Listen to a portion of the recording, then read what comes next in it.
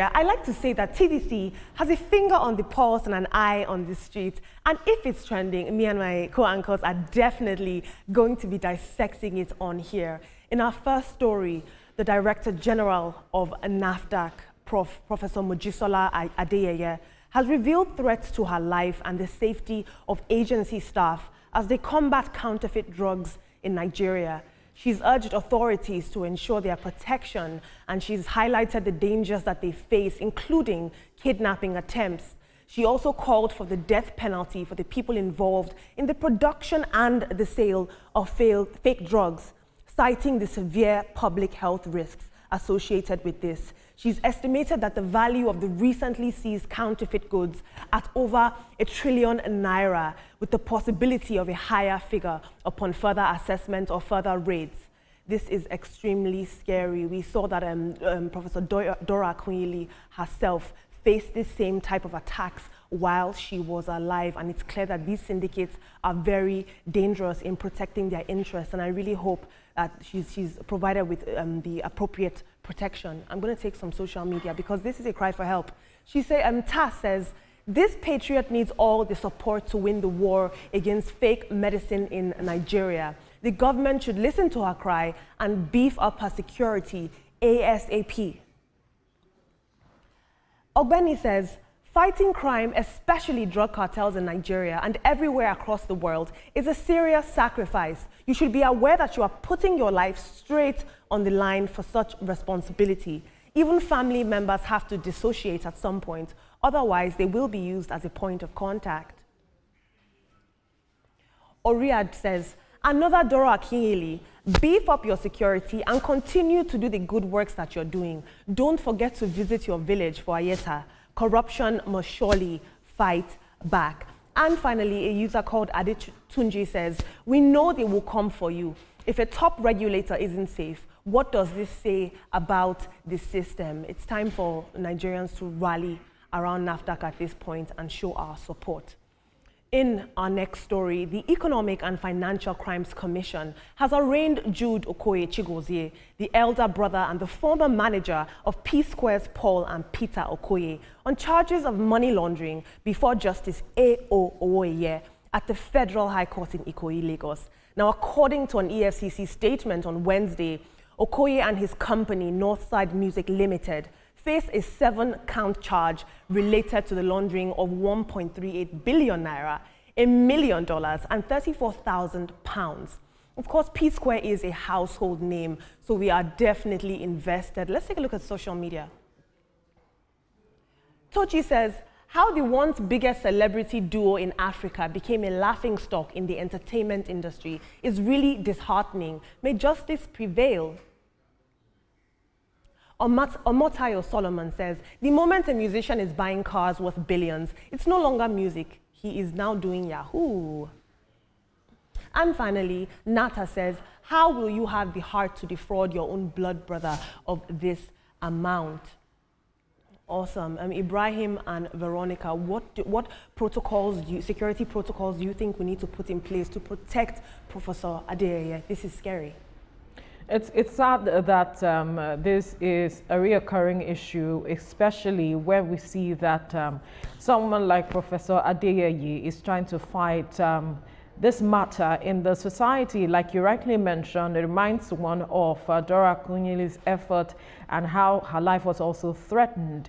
I believe that as a government and the people we should begin to look at how to protect her as much as possible, and also all of those working with her. So I would think that the government will now look at how to beef up security around her, especially gathering intelligence, perhaps the DSS, whoever it is that can be placed around her, and others who are working with her to ensure they rid the society of these merchants of death. I completely agree with you, Veronica, and I just want to add just one or two comments. You know, drug is, we have this strong cartel. If you go to Mexico, I think it's now getting to reduce. They have this network worldwide, and they are very, very strong. They are non-state actors, and they can take anything out of anything that is going to block their way in doing their business. So they need to beef that security around her, because these people, they really, really mean business, and Nigeria also means business. against them. So she recommended death penalty, which I strongly agree with her, and I want that to stand. It's a chance for us to not repeat the same mistakes that we saw in the tenure of the late Dr. Dora Akunyili. Thank you guys so much. Moving on, an Anambra native doctor, Chidozie Wangu, popularly known as Aku Okoko, is facing 6 charges from the state government, including alleged involvement in money rituals and suspected ties to drug dealers. If he's convicted, he could face up to 20 years in prison. He was arrested earlier this month after Governor Charles Soludo declared a crackdown on native doctors amidst all the rising criminal activities in the state. Now, lots of people are sharing the sentiment online and asking the question, are we criminalizing sacred religious practices of traditional religion? I beg to differ. I really do think that it's one thing to practice traditional religion and a completely other story to use traditional religion as a means to commit crime. I'm going to take some social media. He's very popular in the East. Paul Twin says, this is a proper witch hunt. All these charges are exactly the same thing every pastor is guilty of. They all pray for the same fraudsters and Yahoo boys. I have no connection with this man, but he's simply being made an example of. It took almost 2 weeks to charge him properly. Grandpa Frank says, you mean he can't disappear from custody and appear in his living room? Valid question. And finally, Wisdom says, I want to believe he has enough charms to deliver himself from the encumbrances of the law. Those who claim to have the powers to deliver others from difficulties should be able to deliver themselves. Not only are you feasting on the naivety and the gullibility of the populace, you are now committing crime. Unacceptable, and I hope that justice prevails. In international news, the United States President Donald Trump has announced a new $5 million gold card residency program, offering foreign investors a fast track to U.S. citizenship. It's set to launch in 2 weeks, and the initiative is expected to replace the EB-5 Immigrant Investor Visa, which currently grants green cards to individuals who invest in U.S. businesses and create jobs. Now, while the details of this still remain roughly unclear, the program is already sparking debate. Supporters are seeing it as a way to boost foreign investment and job creation, while other people are arguing that it turns U.S. residency into a luxury commodity that's accessible only to the uber and ultra-rich. What do you guys think? Is this a game changer for U.S. immigration or just a pay-to-stay scheme for billionaires? Would you like to chime in on our conversation, or do you have an interesting perspective or take you'd like to share? Please tag us with the hashtag TrendingNowTVC on any social media platform. I promise that we are listening. I'm going to take some tweets on this Trump story, Donald Trump story. Richard says, I don't think this is a good idea. It could give criminals who did fancy money laundering a way in.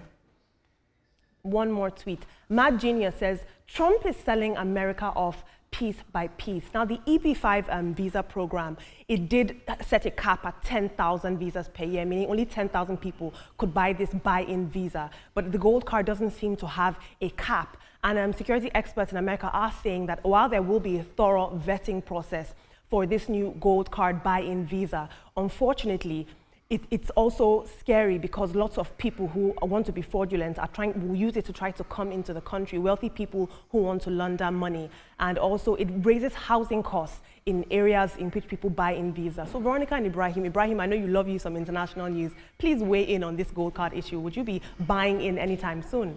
Well, I do not know. One thing is, whatever it is, America is America, US, I'm not a fan of the US government especially. But Trump, to me, so many people think he's a genius. The man is just, is transactional. He does not really, they say, well, they run democracy. He's a businessman. So anything that is good for business is what he does. So that's Kiwidi, that's what I would say about, the US. But talk about the man who is arrested for ritual and drug abuse. I'll tell you a very short story. Somebody was saying in that tweet that, so you mean that he doesn't have the power to teleport himself from the prison? All the wishes, when Russia-Ukraine war started, all the wishes in Ukraine, they came together to curse Russian president, but we see that the Russian president is still standing today. So you do not fight government, you can't fight government and win, no matter what power, esoteric power that you wield, you can't defeat the government. That's the bottom line. Veronica. All For Donald Trump, I think it's a step in the right direction, especially because if you're looking at the debts the U.S. has and you're looking to stimulate the economy and you feel this is the route you will do that, that's the way to go. Of course, the process will determine who comes in, who stays, who gets the gold card as against the green card that we have seen. So he will definitely put in place stringent measures to really check those who will be coming into the country, who will be wanting to buy this $1 million gold card as it is. If they're making money from it, of course, and it's stimulating the economy. He has said that the U.S. is coming into its golden era, and that is what he's pushing. So kudos to him, all the best. Now for the guy who is in prison, we saw yesterday that some native doctors were protesting, and we said that they had a right to do so because perhaps if they feel that the steps and the policies of the state government is, hampering their activities, then they needed to speak up. But when we see someone like this, 20 years imprisonment, if he is found guilty at the end of the day, I feel is too small in my perspective. Look at the number of persons that have died as a result of his activities. They went to his shrine, they saw evidence. So what will they plan to do at the end of the day? Is 20 years enough to give a closure to families who lost their loved ones as a result of his activities? That's the big question. So he needs to face the full wrath of the law if he is found guilty. And right now, I don't think he is not guilty. Now, this is me speaking. Let me quickly add one more thought. for the man, contributing to ritualism, we should be very careful, because one of the tweets saying that, is it a fight against traditional religion? Whether it is Christian religion or Islamic religion or traditional religion, I believe that none of these religions, teaches to be fetish. I mean, when you say fetish, to kill your fellow human being because you're seeking money or because you're seeking wealth or anything, that is crime, that is criminal. So whoever is found wanting, guilty of this criminality, must be dealt with. Absolutely, and I think his decisively. case is particularly interesting because he's being celebritized. He has amassed a status and a following in the East, and young people need to see that this is not okay and we are not celebrating it. But guys, I'm so excited because I love that Trump is giving a charge to people. Do you want a piece of the American dream? Buy in, boost our economy. That's the thing for him. So he knows he is already seeing the African dream. He had this vision, and this is the channel for which he feels that we will make monies to be able to clear our debts and boost the economy. You're talking about America's debt. Is the debt in naira, dollar, pounds? Of course, we know it's in dollars. They print this money. But do they have debt? Do they have debt or not? They will print themselves out of debt. So don't let us compare America's economy to... Ibrahim, do they have debt or not? That's the question. Do they have debt or not? On paper. Do they have it or not? Ibrahim's arguing that they have the illusion of death. Illusion, it's so illusory. If they have debts, they want to clear it. If they need to boost their economy and they want to go this way, so be it.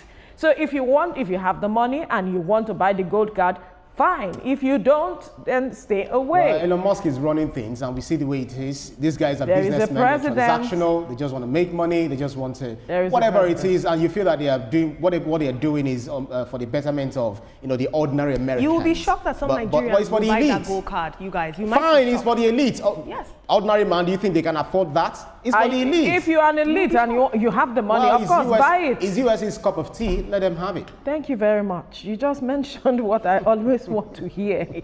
It is their business. But back to the guy who is in prison, a native doctor. We have seen the rise in ritualism, and we need to ensure that we teach this notion that ritualism is not the way to go, because a lot of young persons have seemingly adopted that as against working smart and hard to achieving their dreams. So it's important that these lessons are taught. Look at the two young women that just passed away a few months ago, back to back, bodies found butchered.